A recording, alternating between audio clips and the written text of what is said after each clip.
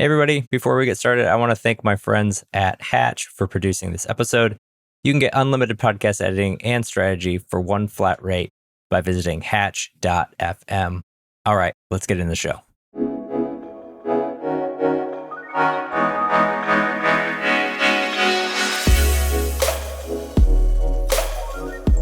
Welcome to Distribution First, the show where we flip content marketing on its head and focus on what happens after you hit publish. Each week, I share playbooks, motivations, stories, and strategies to help you repurpose and distribute your content because you deserve to get the most out of everything you create.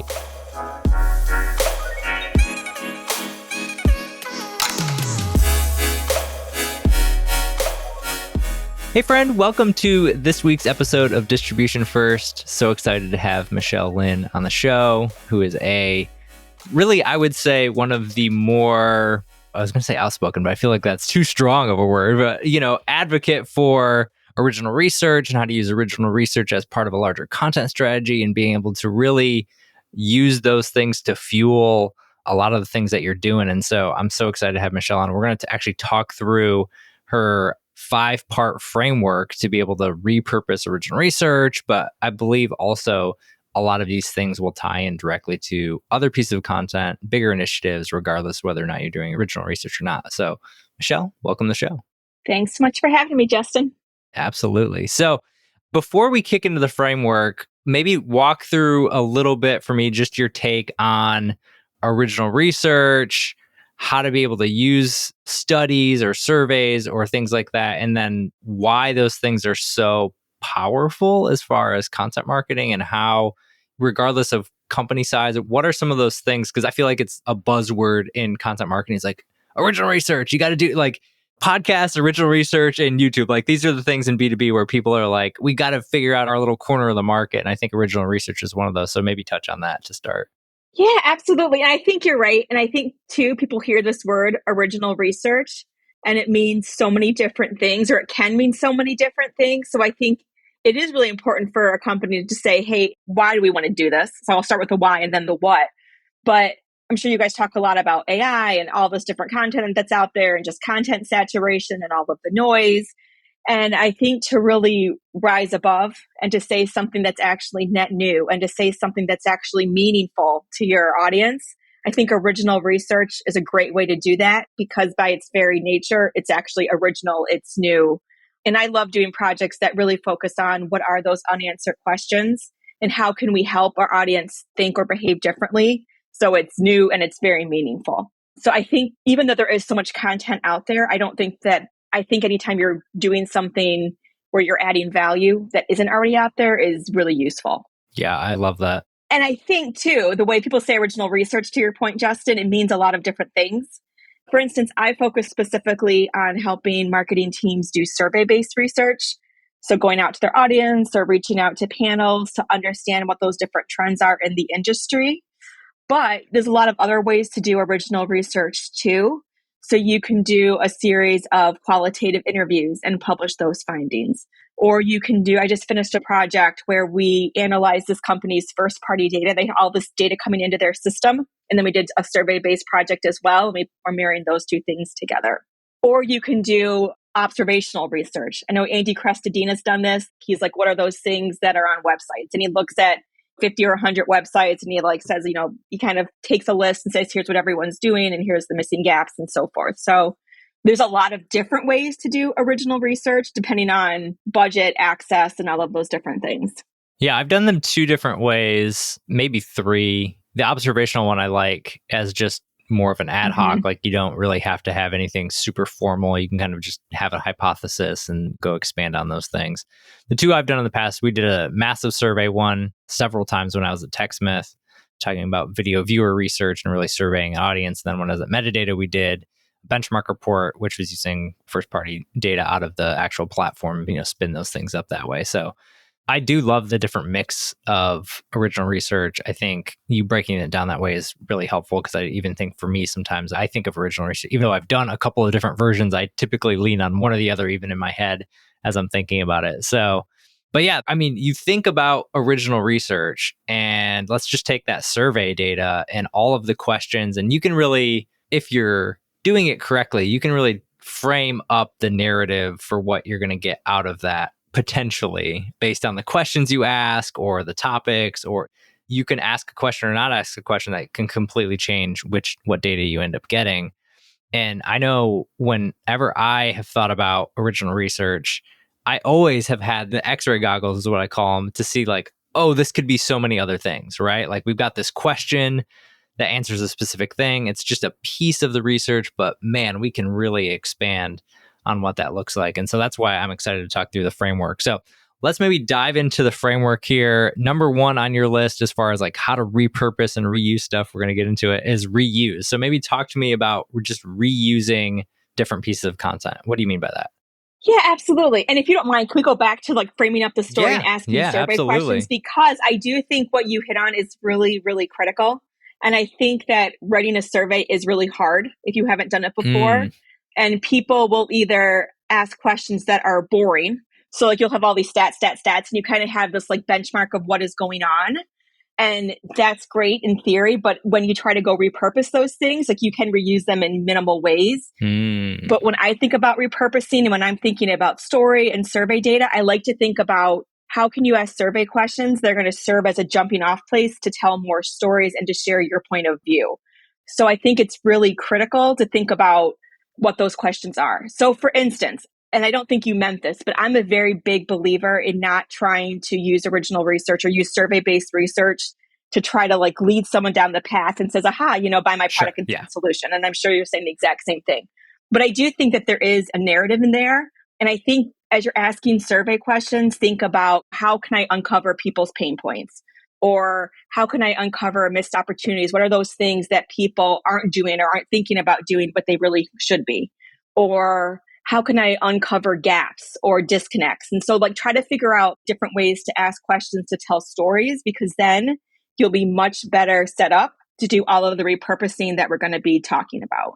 So just as I'm glad you made that point. A quick yet an important aside, I think it's just that you can't get that part wrong. 1,000%. Because I think, we're going to go through these 5 R's and it's going to be, oh my gosh, I can do all these things with all this content. And then the classic, I always make this joke, but like if your content is a turd and you cut it up 100 ways, you get 100 turds. And so I think that's just no different with original research, maybe even worse with original research, because if you ask, like you said, if you ask a bunch of boring questions, you're going to end up with a bunch of boring content that comes out of it. And so, and you're right, you're exactly right. Like when I was thinking about leading, I'm thinking about leading with narrative and pain point and success. And like, what are all these things that now I can highlight and envision sharing out with my audience, not leading them down to product necessarily.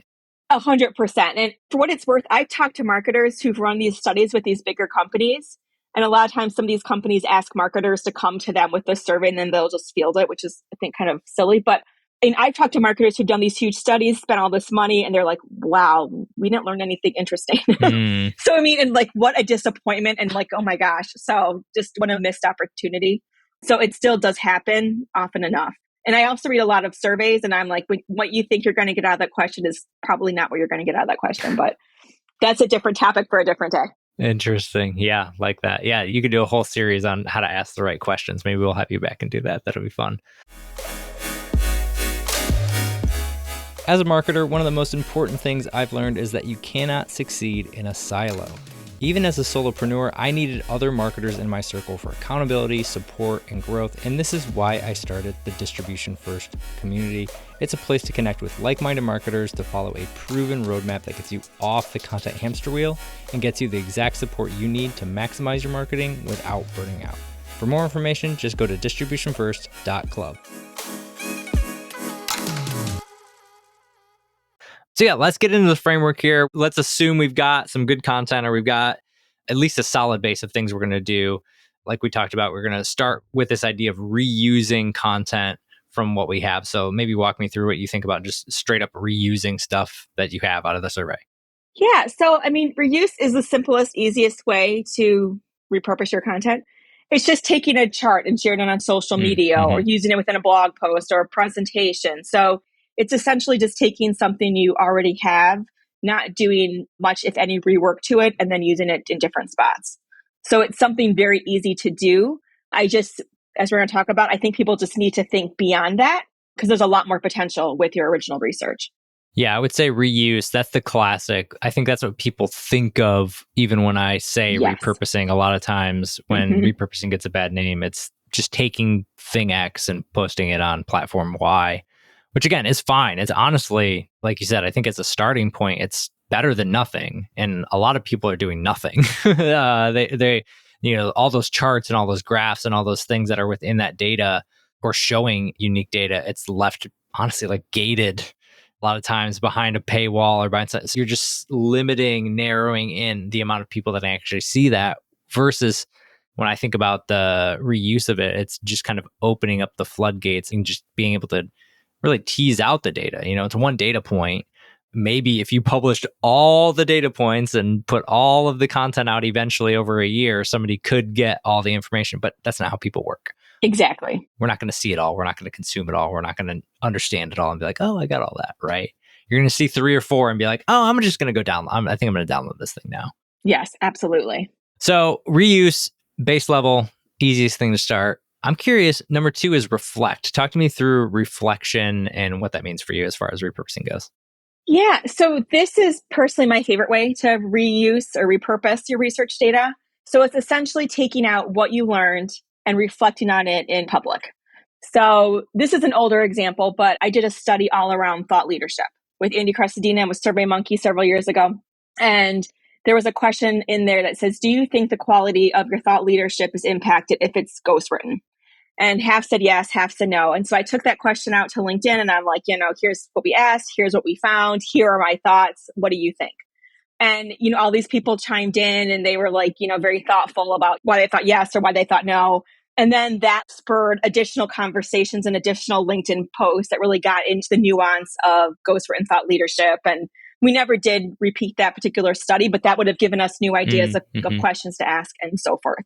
So I think it's just genuinely taking your data, taking something that you learned, something that you that validated something that you believed or something that you found surprising. Or I've shared disconnects before, like marketers want to create more, but they don't want to spend more, like the classic story, but we have data to back it up. And just taking those out and like sharing your thoughts and asking people to weigh in. It's very easy. I'm very big at using social media for conversation, not for promotion. I think it makes the data even more meaningful and even more genuine. Yeah, it's a unique opportunity to be able to kind of chew on what you found and potentially spin that up off of it. I think one of the things I'm kind of curious, how do you think about what you're going to reflect on? Is that more strategic in terms of you're going to go through it and actually maybe list out some of the things that you found most interesting? Is it more ad hoc in terms of like, this struck me today, I'm going to post about it? Or how do you think about that, Michele? Well, so if it's me, I'm an ad hoc kind of person. So that's how I would do it. I'm not as like structured and organized, but I think you absolutely 100% can do it in a structured, organized way. Again, when you're asking questions with the intent to find those pain points or expose disconnects or like do all of those things where your questions are essentially those conversation starters, you could just make a list of all of those data points and then take those out to social media, take them out to your membership, take them out to anything that you want to just start conversations around those. So I think you can do it depending on how you and your system and your brain works. I think both ways work really well. Yeah, I'm just thinking through in terms of, because I know a lot of times, at least in B2B, the goal of the LinkedIn post would be to drive traffic to the survey. And again, I think that adds a nice balancing point where the goal is not necessarily to get you to read it. Although I think if you are genuine in your reflection and giving a actual unique take and trying to spur conversation, it will actually lead people to want to read it more than if you were straight up promoting, hey, I just did this new survey. We surveyed blah, blah, blah, blah, blah, and we talked about X, Y, and Z. Go check it out. I think so too. And obviously in your LinkedIn comments, say, hey, if you want to link, read the whole study, here's the link to the whole thing. And I think that works really well. You obviously need the culture of having that person. If you were to use LinkedIn, for instance, I feel like these best come from people, not from companies. So I think that you need that person within the organization who is on LinkedIn and who is sharing those thoughts. I think it's harder if you don't have that built in. I think it's possible. But yeah, I think I've always had really good success just being genuine and even like saying, hey, you know what, we learned really surprised me, and not I think people really do want to dig in and not just, get stats thrown at them. Yeah, and I think the interesting thing, as I'm maybe tie this together at first when we were going over the framework prior, but I think each one of these things can really expand out the data. They're really just different angles and different ways to approach the data and what's coming out of it. And, I'm just thinking of an example, like if you had 10 thoughts kind of, or 10 reflections out of that piece of content, and you just posted one reflection a month or two reflections, you could see how expansive and how long lasting that survey and original research data then becomes just off of a few posts a month. Even if you posted once a week, you're getting 2.5 months worth of content that taught your reflections on this over 2 months. And then, by that point, maybe you're also going to sprinkle in some reuse, or you're also going to sprinkle in some of these other areas. And so you can really think about it and I think that's what people ideally want to be able to do when they think about repurposing and the power of repurposing and how to use it. I think they love the idea of being able to make this stuff last longer. I just don't think they always know how to make that happen. And I think this framework's helpful. Correct. And I think they don't know how to make it happen without it seeming very repetitive. Like, okay, I've already shared this. So I think taking that data, to your point, and presenting it in a different way, as we'll keep talking about, I think is useful, because it doesn't seem like, okay, yeah, I've already heard this.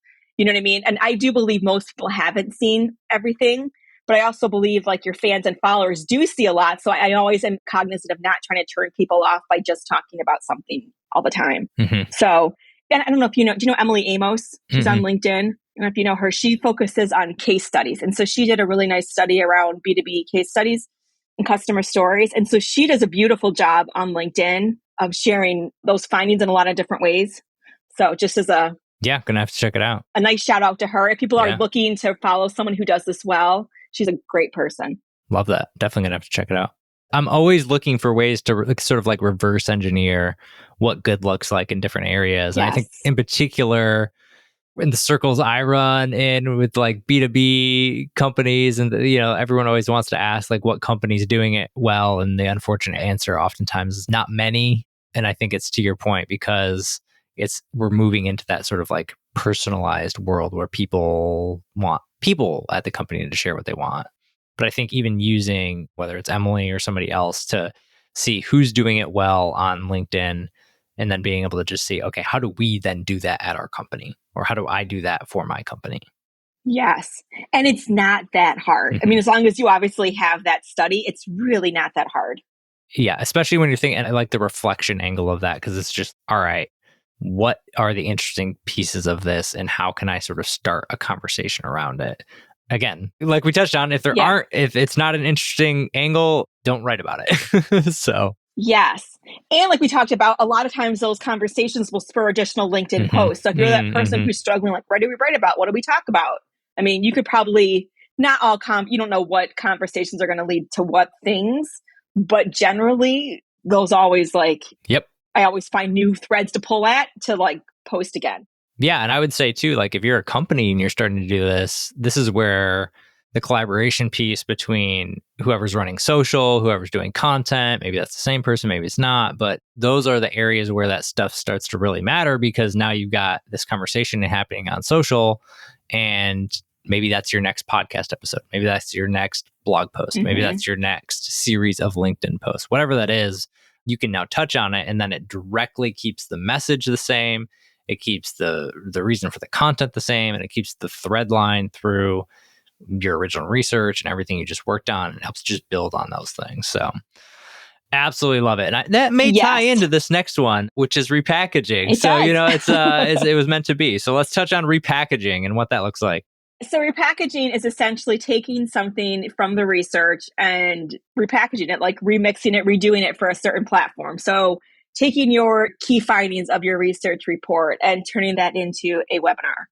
Or one of my former clients, FormStack, they took their research study that we did and they turned it into a season of podcast episodes. Or taking that, those podcast episodes that you create and then repurposing those into LinkedIn posts or into blog posts. So it's just taking anything that you have, and I know you talk about this all the time, Justin, but really making it make sense for the platform and the space on which it exists. So either expanding it or contracting it in a way that makes it useful for that person and for that platform. I'm curious, how did they spin it with a podcast? Like, what did they do to sort of frame up the research into episodic content? So I will have to go back and look. It's been a while since I looked at it, but I will say that, like, when I work on research studies, oftentimes they'll have some kind of like structure or some kind of model. So for instance, I worked on a study with marketing profs, and it was all around effective B2B marketing training.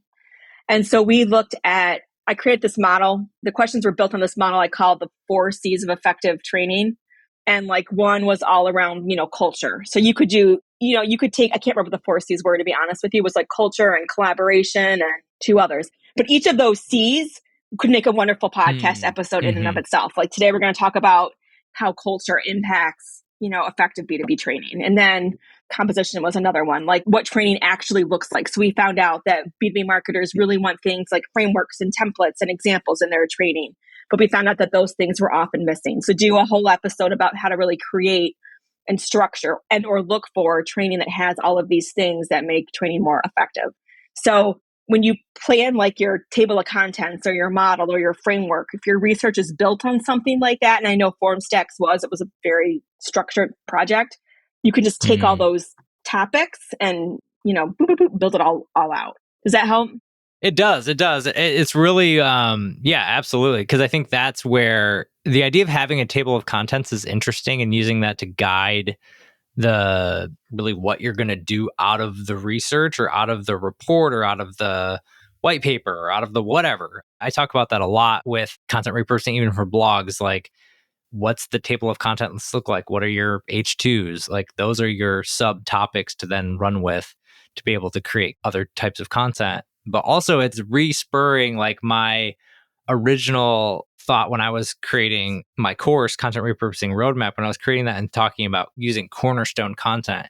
Really, original research was at the heart of what my reality was with cornerstone content, which is this idea of I've got this thing. And really, if you did that survey, you could imagine that really being 6 months worth of content, truly to hit on that and to be able to extract a lot of the thoughts out of that and lead that. And I think that's where, if you're doing original research right, and this is true of any piece of content, but again, tying it around to the ideas, the thoughts, the pains, the problems, all the things that your customers have, that then may lead to them wanting to become aware of the thing that you sell ultimately. But if you're able to take those messages, again, not just the content, but repackaging the messages that are within that content. So those 4 C's, it's not that we're taking the original research and cutting up into a blog post. It's that we're taking C number 1 and writing about it on LinkedIn, and C number 1 and writing about it on a blog post, and C number 1 and having a whole podcast, maybe 3 podcast episodes tackling different angles of C1, and then being able to build that up. So I think that's where the true fun part of repackaging comes in, is the strategic side of, again, it's not that you're not creating anything new, because you are, but it's you're honing into the ideas that at the end of the year. This is a great question. I always have clients try to answer this when they're thinking about repurposing content. And it comes down from a messaging standpoint of, if they, at the end of the year, like, what do you want to be known for? Like, what do you want to be known for? What do you want to be talked about for? What do you want your people to know? And that could be from a content side, that could be from a messaging side. And I think if you're doing original research, you're doing these surveys, and you don't want to be known for that. Like you brought up Andy, like Orbit Media, the blogger survey, right? Like that's one of the first things I think of when I think of Orbit Media is like, their blogging survey that they just do and do and do, and every year, and the data is always interesting and changing and evolving. But they also do a good job of sharing that data and repackaging it and reusing it and reflecting on it and all those type of things throughout the year, to where it's not just this blip on their radar. It's something they're actually talking about. Yes. And if you do all these things that you and I are talking about, if you actually make it, I don't see you don't make it meaningful, but if you're sharing it and talking about it and like trying to like poke at it and learn from it, I mean, it's a beautiful thing. And I think it ties really well into, like you said, people want to hear from people, and that's only going to become more and more imperative. Research works great for that. It's not this gated report you put together and like throw people to. It's how do you make this really come to life and be helpful to people? there's a real shift happening in marketing and in content marketing in particular, because the internet is changing and how people interact on the internet is changing. And the idea of bunches of people coming to your website is not really happening anymore. No. But I think it's like there's a lag behind the awareness that this is happening and the tactics and strategies that people are using. And so I think when I think about repackaging it, it's being proactive in getting that research in front of your audience. It's not reactively waiting for them to stumble upon it or maybe search and find it, because you did keep, and we didn't even touch on that, but Google, YouTube is a great resource for some of these things to be able to tap into what people are already looking for. But outside of that, we need to make sure we're actually getting that in front of people. Yes. And to your point, a quick aside, I think it's important that your research live on one page. So for instance, Andy's blogger study, he has one URL every year. That URL, he uses that exact same URL. The amount of traffic that he gets is phenomenal. And even though he's been doing this for a long time, if you look at stats from different companies and you see which content is bringing in the most backlinks, it's oftentimes original research. So know that it works from that perspective too, and just make sure that you have one central place to send people to, so you're not taking all that interest and dispersing it. Right. And don't have that thing be a form, because that's going to block people. Have it be something that's open access and useful. Yeah, that's a great point. I used to do, I think we did this when I was at Meta. I know we did it when I was TechSmith. We basically took the old research, let's say 2020's version back in the day, and we actually took that and housed it on a separate URL in case somebody wanted 2020's data. But we always kept the freshest data on that same URL and kept that the main linking thing. So regardless if somebody clicked an old stat, it got them to the new data and kept that URL fresh. Yes, that's really smart. That's what I recommend people do. Yeah. Versus every year, survey data 2024, survey data 2025. You're losing all that juice from people linking to it. 100%. Yeah. Awesome. So we're cruising. We're wrapping up here 2/3 of the way through, I think, if I do math right, or we're at least getting there. 3/5, I guess, technically. But the fourth one here, the fourth R, so far we touched on reuse. So just straight up reusing content, reflecting on what your data sort of said, being able to give your own thoughts, opinions, et cetera, on that, repackaging it. So using different formats to be able to sort of speak to the same content, but using it in a different way. And now this one's an interesting one to me, is reveal. So talk to me about reveal, what that means as far as repurposing. Yeah. So again, we talked about asking questions that reveal pain points or reveal missed opportunities or reveal, those things that people are actually struggling with.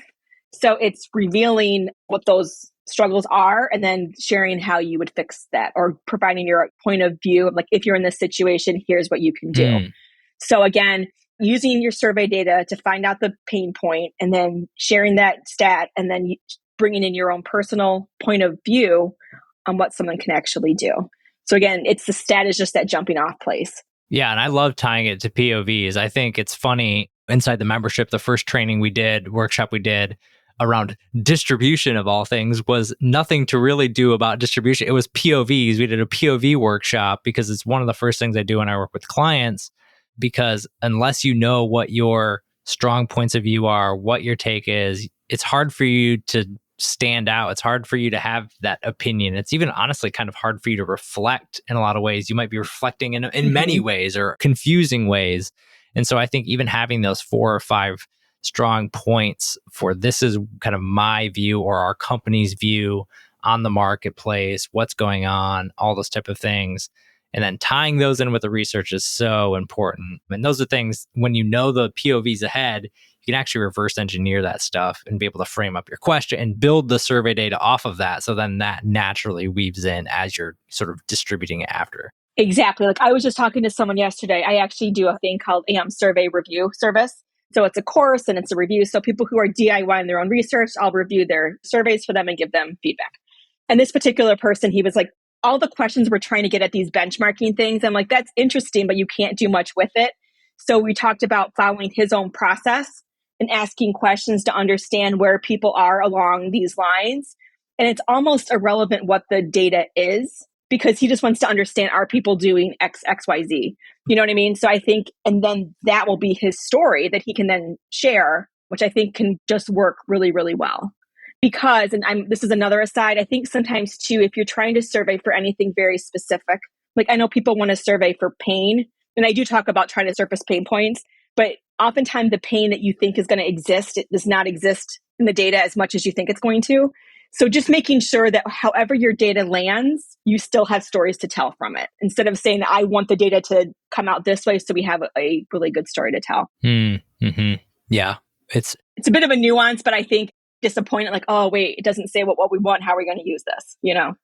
And I mean, again, that's where I think when I think of repurposing, I always talk about it in micro and macro. And I think the macro level of ideas, messaging, consistency, making sure people understand who you are. Like, it's no accident that people often tell me, when I think of repurposing, I think of you.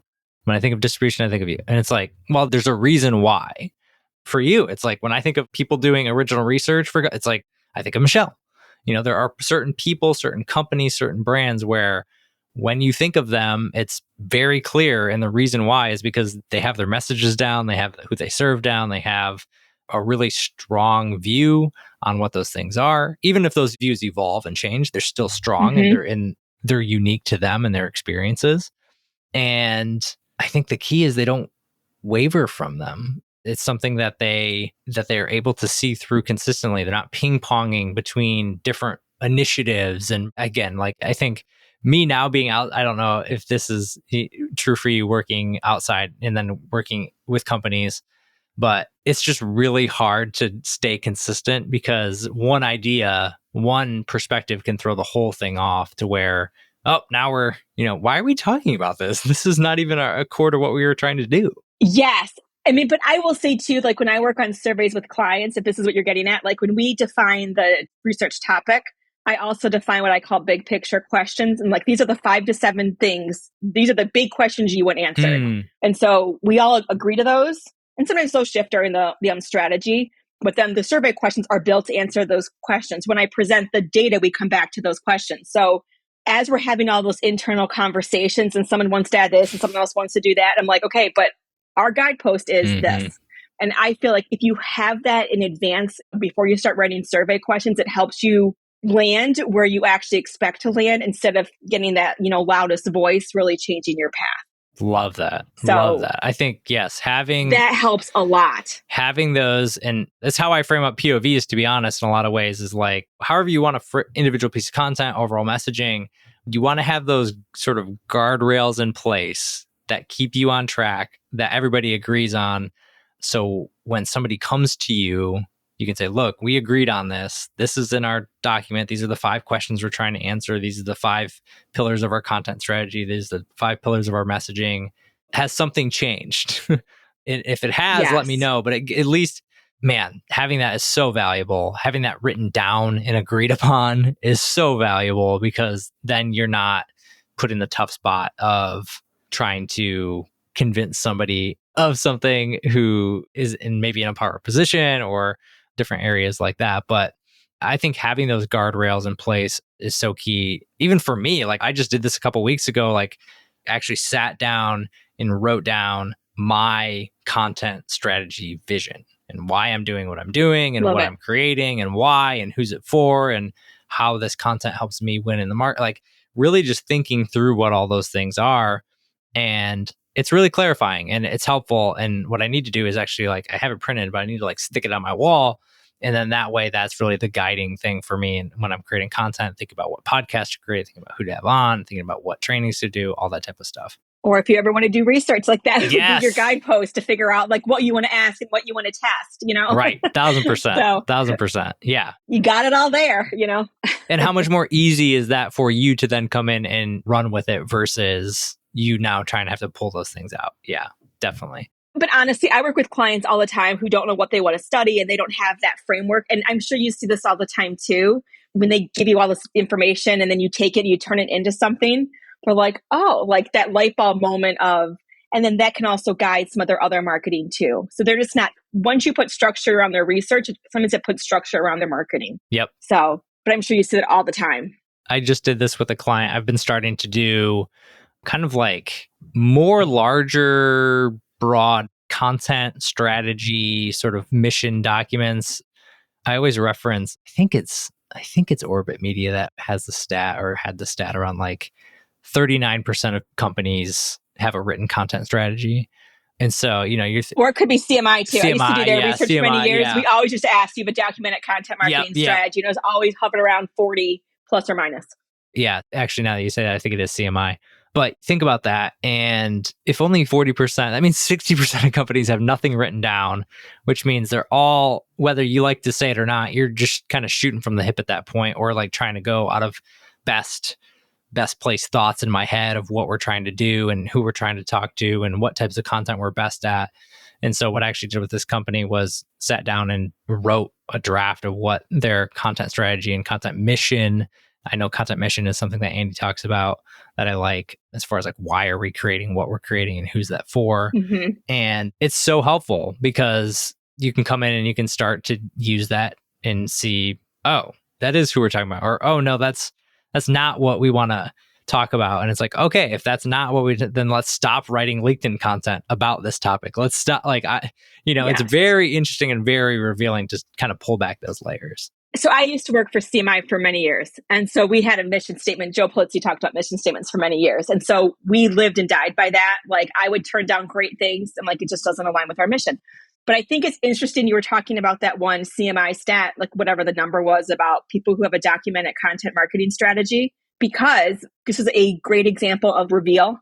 I took that stat. Obviously, people need to document their content marketing strategy. So I wrote a guide about how to document your content marketing strategy. So that was like the jumping off place. And so we never gated our research, but then we gated that guide as a next step. So it was a nice way to get people to like do something after. And we already knew they had a problem. So it was easy to figure out what is that next step we want to guide people to. So I think it's a nice meta example about how you can use original research just to kind of further your story, further your content strategy. Yeah, love that. I love that it worked out to be able to touch it. We got there. We got there. So yeah, let's wrap with the final one here. The final R, reimagine. So talk to me about reimagine and what you think about with repurposing. Yeah, so the last R is, like you said, reimagine. Most of what they do when they have an original research study is they have one research report, blog post, landing page, whatever that looks like. And there's going to be all of these things that don't make it into that report, simply because like that report needs to be clear, have a narrative, and so forth. So this last step is all about taking all of those things that you haven't yet published and using those in different ways. So do you want to have a cut of the data? Like maybe you can look at the data by like a certain industry and share just that. Or maybe you can look at the data and compare, how do males and females think differently about this? Or how do different generations, Gen X versus millennials think differently? So it's just taking all of this data, because if you do one study and you have a big enough sample size, you're going to have so many other different ways to look at the data. It's just doing that with everything else you haven't yet published. And of course, then you can apply the other R's to that as well and get even more light from your study. That's super interesting. I would have never thought to then recut that data, and essentially you're truly reimagining it into another level of survey or another level of original research at that point. Yes. And that's honestly not hard. Right. I mean, it's not hard. All the data is right there. And if you have the right tools, it's so easy to spot the differences. And yes. Yeah, like job title or in-house versus freelance. What are the difference between how these people think about these things? Or yeah, like there's lots of ways, interesting ways to kind of cut up that data in a different way. Yes. So the possibilities go on and on and on and on. So yeah. And again, that's where I think it's, if you did this and it all tied into what you were talking about, you could easily just use this to run your content engine. I think that people should understand, like if you're coming out of this and thinking about doing an original research, or you have original research, there are a million ways that you can reuse that. And again, it almost makes me think too, like if you're not doing this, either the survey data isn't good enough, or maybe you just don't know how. Or let me ask you this, Michele, because I guess as we wrap here, as I'm thinking about this, it's like, if I do that though, I'm going to miss out on doing other things. In my head, as I'm thinking about it, I'm like, yeah, but if you cut up all that stuff and it ties to what your messaging are and what your topics are, that's exactly what you wanted to do. Yes. And I do think you probably talk about this too. Like marketers get bored of their message before their audience gets bored of their message. And it's funny because like I have a 4-step research project. And by the time I get to step 4, I'm like, I've looked at this. I'm personally ready to move on. And I think that's part of the issue. I think people aren't thinking about how to use it. I think that's another issue. I mean, I look at it as supplemental. Like, I think it could be one thing that's really strong throughout your content strategy, but doesn't need to be your only content strategy. Unless you're new and like you really have limited resources and you want to like build your business off of research, which I've, done and helped others do. I think then it can really fuel everything. But in a larger organization, I think it just plays a really good supporting role. It can supplement a lot of content, but doesn't need to be the only thing that you do. Yeah, I'm sure it depends on size of team and company and all those things and what your content initiatives are. I guess I'm thinking more of like, yeah, when I was at Metadata, that's what we were trying to do, is use our research as maybe not the pillar, but definitely a piece of the pillar, maybe a leg of the stool as far as our content strategy went, to be able to continually reassess and reuse and make sure that the data and those things were being able to spread in there. So one other really quick thought. I talk to a lot of marketers who do their own research, and I think part of the issue where people struggle too is their reporting is not good. So they have to manually calculate, like, what does it look for by industry or by generation or by, if you plug into the right tools, you have these beautiful crosstab reports that it's just done for you. So make sure when you choose your survey tool that you understand what the backend reporting is going to look like, so that you can get as much life out of your data as you want to. So you're not manually calculating that, because that's a huge issue I've seen a lot of marketers run into.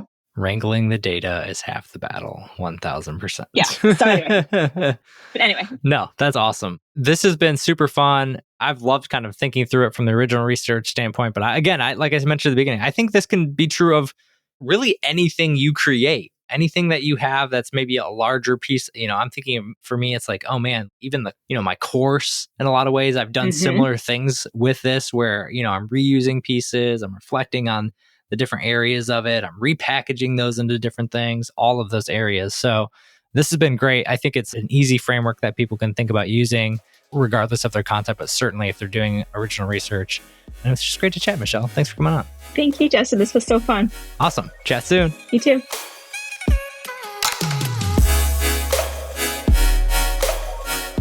All right, I hope you enjoyed this episode of Distribution First, and thank you for listening all the way through. I appreciate you so much. And I hope you're able to apply what you learned in this episode one way or another into your content strategy as well.